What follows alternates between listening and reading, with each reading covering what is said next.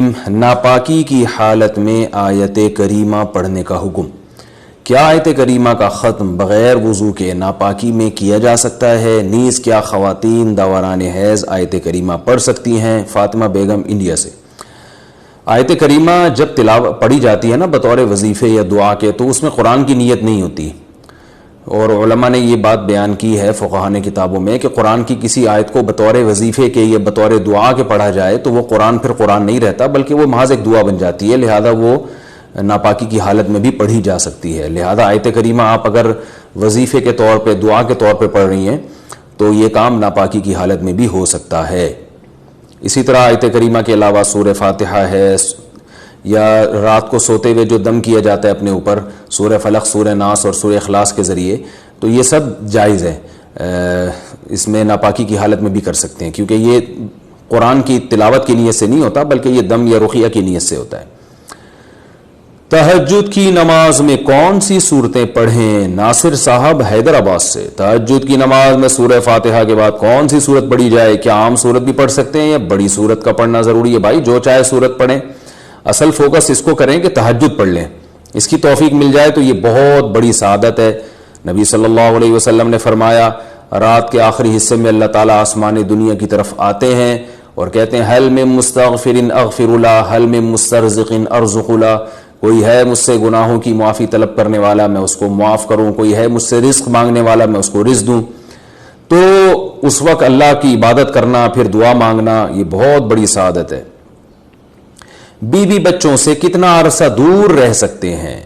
بندہ کام کی وجہ سے 2 سال ملک سے باہر رہتا ہے، کوشش کے باوجود چھٹی نہیں ملتی، کیا اتنی دیر بیوی بچوں سے دور رہنا جائز ہے؟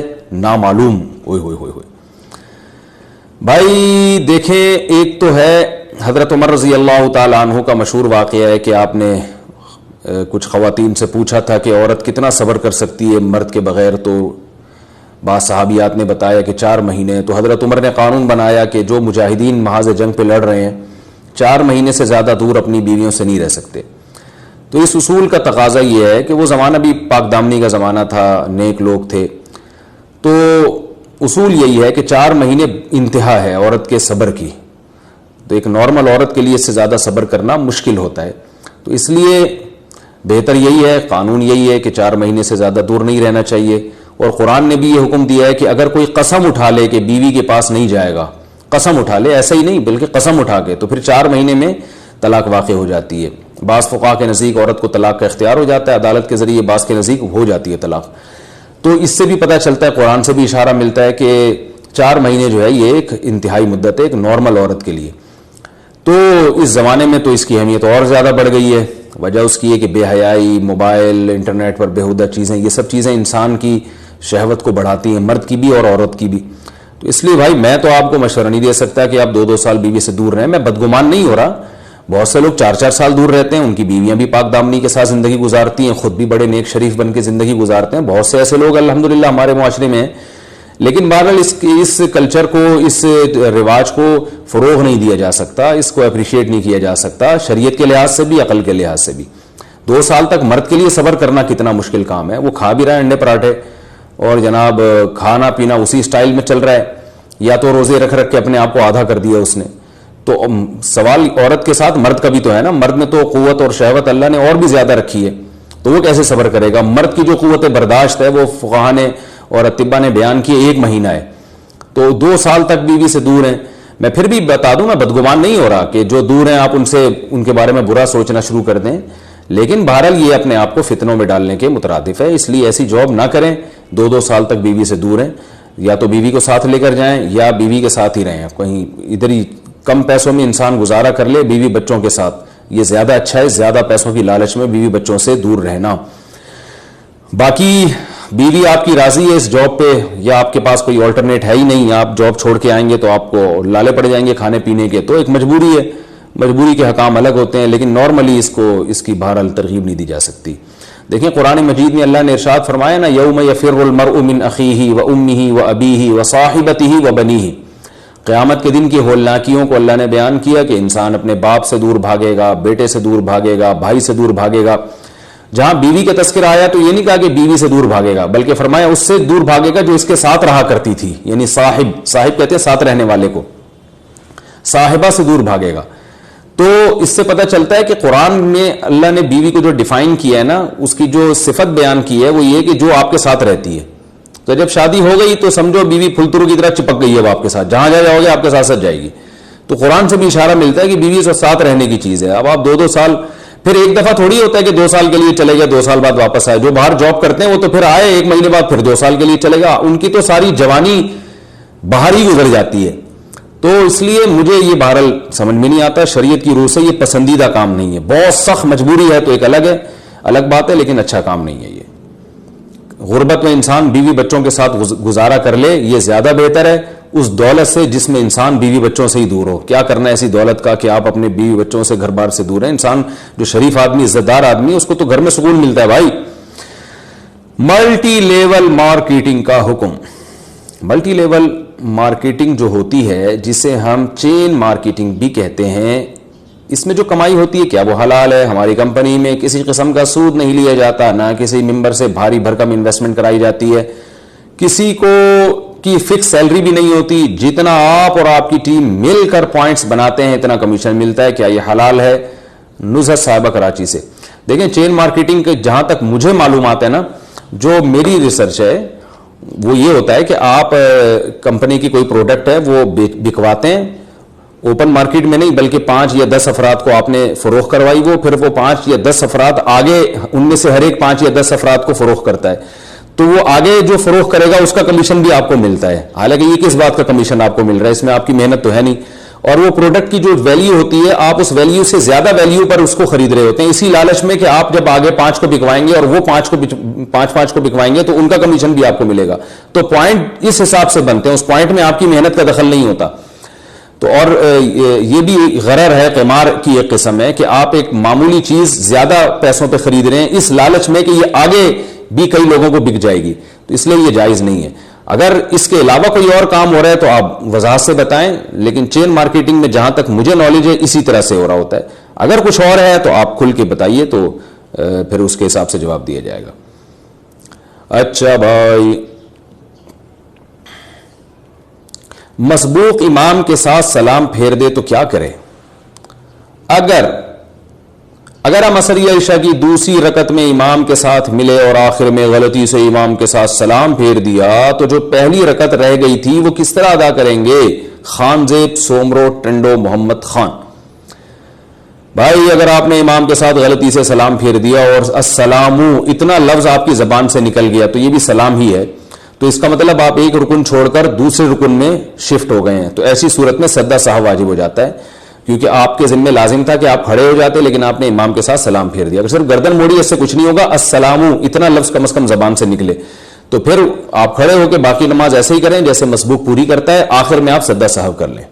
جوتے پہن کر تلاوت قرآن کرنا، کیا جوتے پہن کر قرآن مجید کی تلاوت کر سکتے ہیں؟ نیز میں کرسی پر بیٹھ کر تلاوت کرتا ہوں اور میری پاؤں ہلانے کی عادت ہے، تلاوت کے دوران اس طرح پاؤں ہلانے میں کوئی حرج تو نہیں ہے؟ اسامہ اوکاڑا سے۔ بھائی جان پاؤں ہلانا ویسے بھی اچھا کام نہیں ہے، لہو لائب اور لایانی کاموں سے ہمارے نبی صلی اللہ علیہ وسلم نے منع کیا ہے، یہ ویسے بھی ایک آداب کے خلاف ہے، بیٹھے میں بلا وجہ انسان ہل رہا ہے، اور قرآن مجید کی تلاوت کے دوران پاؤں ہلانا اور بے ادبی ہے، لیکن بہرحال کوئی حلال و حرام سے اس کا تعلق نہیں ہے، تلاوت کو فوکس کریں، ایسا نہ ہو کہ اس کی وجہ سے تلاوت ہی چھوڑ دیں آپ، تو بہتر یہ کہ پاؤں نہ ہلائیں۔ کس عالم کی تفسیر سنیں؟ کیا میں ڈاکٹر اسرار احمد برہوم کی قرآن مجید کی تفسیر سن سکتا ہوں؟ اگر نہیں تو پھر کون سی تفسیر سننا میرے لیے بہتر ہے؟ مصطفیٰ صاحب ممبئی سے۔ ڈاکٹر اسرار احمد کی تفسیر بھی سن سکتے ہیں، اور باقی بہت ساری تفسیریں، میری بھی اپنی اب تفسیریں ریکارڈ ہو رہی ہیں، اور ابھی رمضان میں انشاءاللہ ہم اس کو باقاعدہ سیریل وائز ہم اس کو ریکارڈ کروائیں گے، فرسٹ رمضان سے شروع ہو جائے گا سلسلہ، انشاءاللہ وہ بھی سن سکتے ہیں۔ اور بہت سارے علماء کی تفسیریں، شیخ القرآن مولانا اسلم شیخ پوری شہید رحمۃ اللہ علیہ، ان کی بھی درسقرآن.com پہ ان کی بھی تفسیروں کے لیکچر موجود ہیں، تو سب ٹھیک ہیں، سب کے سن سکتے ہیں۔ البتہ مسائل جہاں بھی آئیں گے یاد رکھیں، تفسیر آپ کسی کی بھی سنیں، لیکن جب فقہی مسائل کا مسئلہ آئے گا تو پھر یہ مفتیوں سے، علماء سے پوچھنا ضروری ہے، باقاعدہ ایسے مفتی جو کسی مستند ادارے سے فارغ ہوں۔ دف والی نعتیں سننا. بھائی یہ نکال دو دف والی نعتیں سننا. کون سی عورتیں ڈائریکٹ جنت میں جائیں گی؟ وہی عجیب سوال ہے بھائی.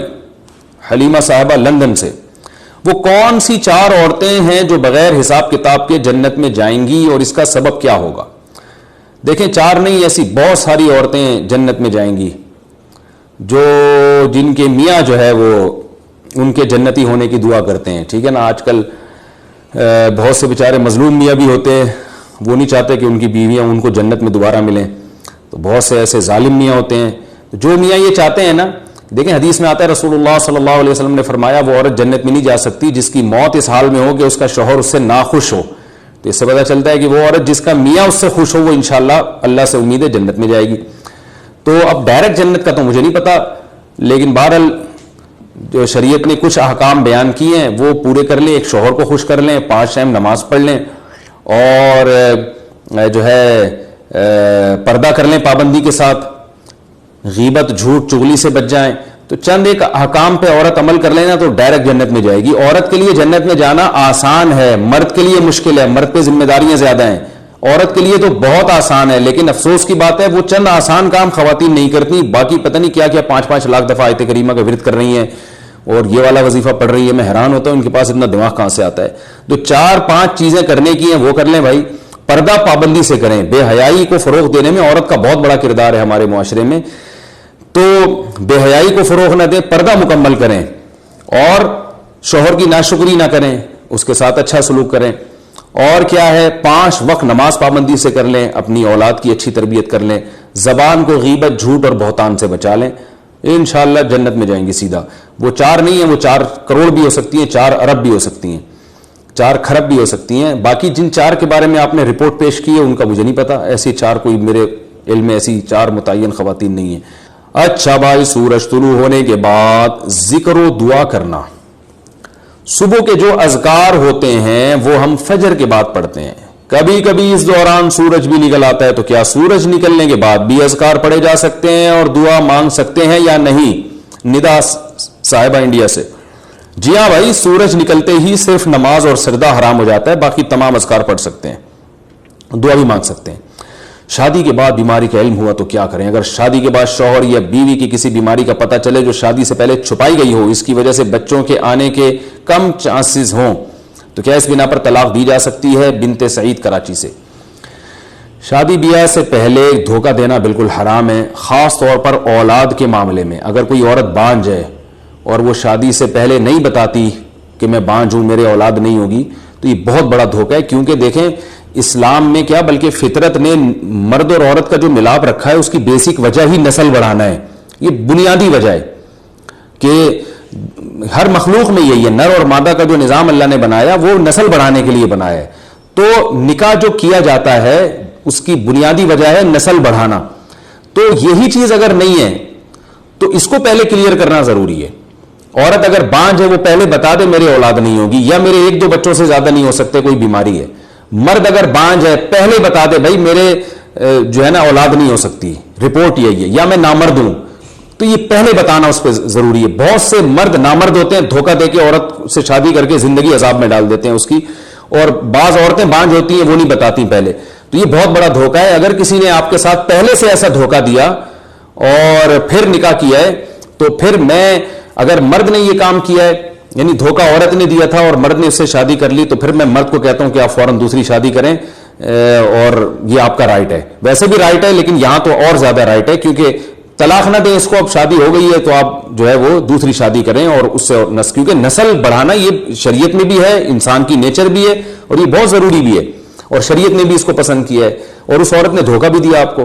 اور اگر مرد نے پہلے دھوکہ دیا، دھوکہ مرد نے دیا، اس نے اپنے آپ کو یہ نہیں شو کیا کہ میں نامرد ہوں، یا اس نے یہ نہیں شو کیا کہ میرے اولاد نہیں ہوگی، اور دھوکے سے عورت سے شادی کر لی، تو میں پھر خواتین کو مشورہ یہ دیتا ہوں کہ اس سے طلاق لی جائے. ہاں دھوکہ نہ دیا ہو، وہ بعد میں بیمار ہو گیا ہو، کوئی نارمل ہو اور بیمار ہو گیا، یا وہ جو ہے دھوکہ نہیں دیا اس نے، لیکن بعد میں بعض مردوں کے ساتھ یہ مسائل ہو جاتے ہیں، کوئی نفسیاتی پرابلم ہو جاتی ہے ان کے ساتھ، تو پھر ایک الگ مسئلہ ہے. پھر وہ میاں بیوی کا آپس کا معاملہ ہے، کمپرومائز کر لیں، صبر کر لیں، یا علیحدگی اختیار کریں، وہ ان کا ذاتی مسئلہ ہے. تو ہر ایک کی फील्ड में टांग भी नहीं आनी चाहिए वो, और हर एक को मशवरा जनरली दिया भी नहीं जा सकता जब तक हर एक के अलग अलग हालात सामने ना आए। लेकिन अगर किसी आदमी ने धोखा दिया है और उसने पहले से ये शो नहीं किया कि मैं नामर्द हूं, फिर अगर उसने शादी की है तो उसूल यही है कि औरत को उससे तलाक ले लेनी चाहिए। कोई इसके अलावा अगर कोई मजबूरी हो औरत को, या वो मियाँ इतना अच्छा है कि औरत भी उस पर लट्टू हो गई है तो गुजारा कर रही है, तो उसका आपस का मसला है। लेकिन उमूमी कानून यही है, जो कानून का मतलब एक राय जो मैं जो समझाऊं वो यही है कि मैं ऐसी सूरत में खवातीन को फौरन मशवरा देता हूं कि अगर धोखे से इस बंदे ने शादी की है तो इससे अलहदगी ली है, क्योंकि मर्द के पास तो दूसरी शादी का ऑप्शन है, औरत के पास तो ऑप्शन नहीं है। वो तो पूरी जिंदगी बेचारी की बर्बाद हो जाती है। औलाद ही नहीं होती तो क्या फिर आप खुद सोचें कि निकाह का बुनियादी मकसद ही औलाद है, तो इसलिए ये कर सकते हैं आप। शॉर्टकट में क़ज़ाए उम्री पढ़ने का तरीका क्या? क़ज़ाए उम्री में तीसरी और चौथी रकत में सूरह फातिहा को छोड़ सकते हैं, नीज़ आखिर में जो दुरूद पढ़ते हैं क्या इसे भी मुख्तसर कर सकते हैं? मिसेस शहरियार कराची से।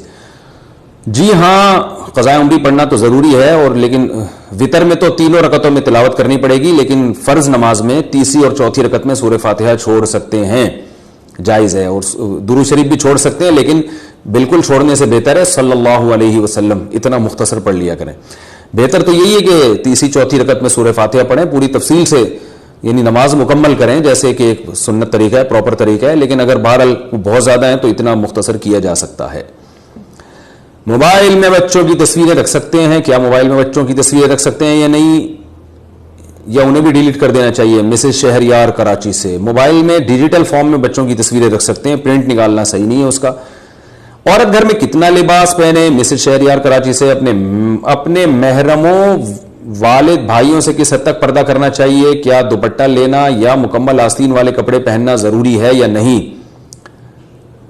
अच्छा भाई, नीस ससुर वगैरह से किस किस्म का पर्दा होना चाहिए? मैं ये इस पे पूरा तफसील से क्लिप रिकॉर्ड करवा चुका हूं कि घर में खवातीन को कितना पर्दा करना चाहिए, वो सुन लें, क्योंकि ये बहुत सारे मसाइल हैं आज, वो फिर रह जाएंगे। और आपने वैसे भी 3 सवाल पूछ लिए, 2 हो गए आपके, या फिर दोबारा इसको रिपीट कर दें तो अगले किसी सेशन में इसका जवाब दे दूंगा मैं। मोबाइल में बच्चों की हो गया। क्या लेक्यूरिया में हर बार वजू करना जरूरी है? लेक्यूरिया का मसला, और एक से दूसरी नमाज तक वजू ना ठहरता हो, अगर इसमें एक दफा इस्तिंजा करके वजू कर लें और वजू के दौरान लेक्यूरिया हो जाए तो क्या दोबारा बार बार तहारत हासिल करनी होगी? देखें, अगर बहुत ज्यादा लेक्यूरिया हो रहा है, इतना हो रहा है कि आपके यानी ऐसा टाइम आ गया कि वुजू करके नमाज पढ़ना तहारत की हालत में मुमकिन ही नहीं है। जैसे आपने वुजू शुरू किया और वुजू के बाद जब जैसे ही नमाज के लिए खड़े हुए तो नमाज में या नमाज से पहले ही फिर जो है वो लेक्यूरिया हो जाता है, वुजू टूट जाता है। तो अगर इतना हो रहा है कि नमाज ही नहीं पढ़ी जा रही तो फिर माजूर के हुक्म में ऐसी खातून आ जाती हैं, और फिर उनको चाहिए कि हर नमाज के लिए यानी हर फर्ज नमाज के लिए अलग वुजू कर लें, और फिर उसमें जितनी नमाजें आएँ यानी फ़राइज़, वाजिबात और सुन्नत नवाफिल सब उसी के दौरान पढ़ लें। फिर जब जैसी नई नमाज का वक्त आए तो नया वजू करें, इतना काफ़ी है उनके लिए, माजूरी में दाखिल हो जाएंगे। इस पर मैं एक तफसीली क्लिप रिकॉर्ड करा चुका हूँ, माजूर कैसे वजू करे, ये आप सर्च करके सुन लें। आधी नमाज बैठ कर आधी खड़े होकर पढ़ना। ख़वातीन घर पर जो फ़र्ज नमाज पढ़ती हैं अगर वो एक रकत बैठ कर पढ़े और बाकी खड़े होकर पढ़े तो क्या इस सूरत में नमाज अदा हो जाती है? मुजम्मिल कराची से। फर्ज नमाज खड़े होकर पढ़ना जरूरी है, जब तक बहुत शदीद मजबूरी ना हो बैठ के पढ़ना जायज़ नहीं है। तो अगर किसी ने 2 रकतें खड़े होकर या 2 बैठ के पढ़ी हैं तो बैठ के अगर मजबूरी में पढ़ी है, बिल्कुल नहीं खड़ा हुआ जा रहा था, फिर तो जायज़ है, चाहे 1 रकत पढ़े 2 रकत पढ़े। और अगर बगैर मजबूरी के बैठ गई तो 1 रकत में भी बैठ गई तो नमाज नहीं होगी। क्या जानवरों को खिलाना भी सदका है? हमारी तरफ कुछ कुत्ते जानवर वगैरह भूखे रहते हैं, अगर मैं उन्हें सुबह शाम कुछ खिलाता हूं तो क्या मुझे इस पर सदक़े का सवाब मिलेगा या मेरे पैसे ज़ाया हो जाएंगे? मोहम्मद एहतशाम लखनऊ से। देखिए, जानवर को खिलाना भी सदका है, हदीस में आता है कुत्ते को पानी पिलाए थे शख्स ने, प्यासे कुत्ते को अल्लाह ने बख्शिश कर दी, तो बिल्कुल सदका है। लेकिन कुछ जानवर ऐसे उनको आप खिलाएंगे तो उनकी नस्ल बहुत स्पीड से बढ़ती है और वह इंसान के लिए नुकसानदेह भी है। तो अगर आप कुत्तों को बहुत खिलाना शुरू कर देंगे तो सारे जितने भी बेरोजगार कुत्ते हैं वो सारे आप ही के घर पे आके डेरा लगा के बैठ जाएंगे, और फिर वो नस्ल भी तबीयत से बढ़ाते हैं। आपको पता है कुत्तों के तो बरसाती मेंढकों की तरह बच्चे होते हैं, फिर हर जगह आपको कुत्ते ही कुत्ते नजर आएंगे।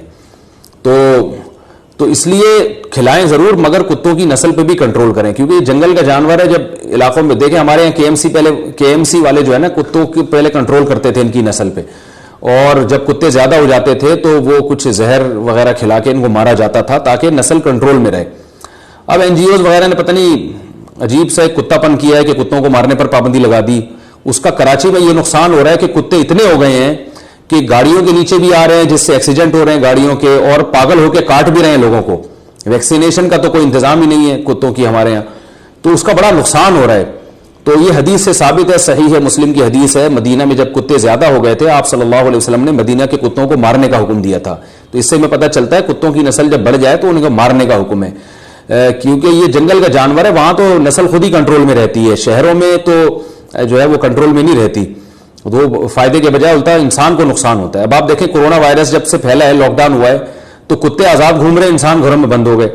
تو کسی نے بڑی اچھی تصویر ایک واٹس ایپ پہ بھیجی تھی, کتوں کا ایک پورا اجتماع ہے, تو وہ پریشان ہو کے کہہ رہے ہیں کہ کیا یار یہ کے ایم سی والے انسانوں کو اٹھا کے لے گئے اس دفعہ کتوں کو لے جانے کے بجائے.